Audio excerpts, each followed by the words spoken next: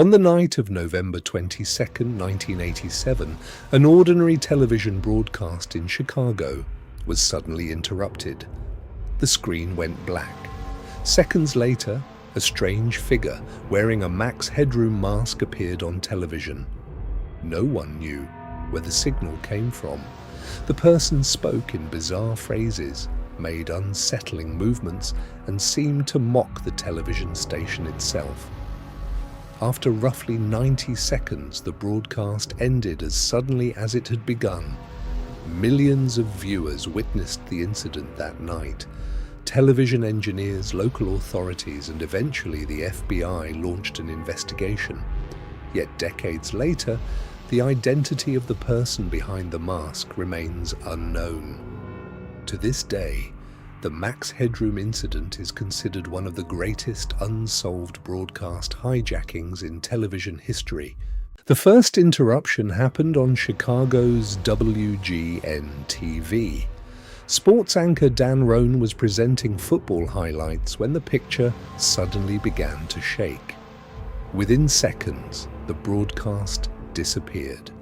A strange figure wearing a Max Headroom mask appeared in front of a rotating metallic background. The interruption lasted for only about 30 seconds. Station engineers quickly restored control of the signal, returning viewers to the normal broadcast. At first, many assumed it was just a technical malfunction. But the engineers inside the station immediately realized something far more unusual had happened. Someone had overridden the television signal from outside the station, and the night's strangest moments were still ahead. Nearly 2 hours after the first interruption, the hijacker returned. This time, the target was Chicago's public television station, WTTW. At around 11:15 p.m., the normal broadcast suddenly disappeared. The masked figure reappeared on screen, but this time, the interruption lasted much longer.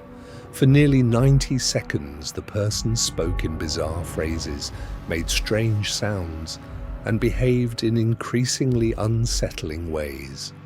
Behind the figure was a rotating metallic background designed to imitate the set used by the fictional Max Headroom character. Viewers couldn't tell whether they were watching a prank, a performance, or something far more disturbing. When the signal finally ended, it left behind more questions than answers.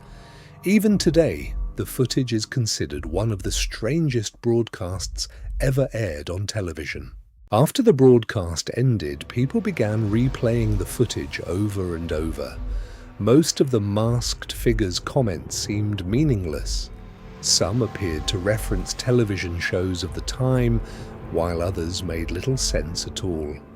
But the most fascinating part wasn't the strange behavior.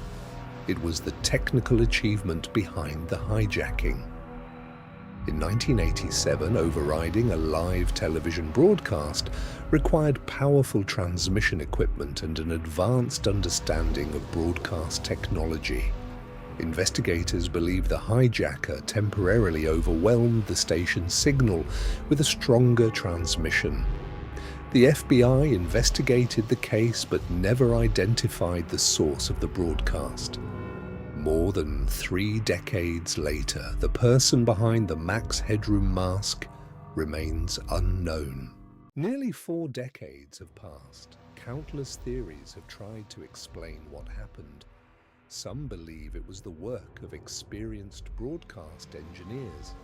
Others think it was an elaborate performance carried out by people with professional video equipment. But none of these theories has ever been proven.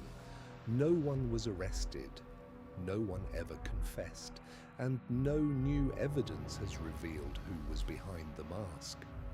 Perhaps that's what makes this case so unsettling.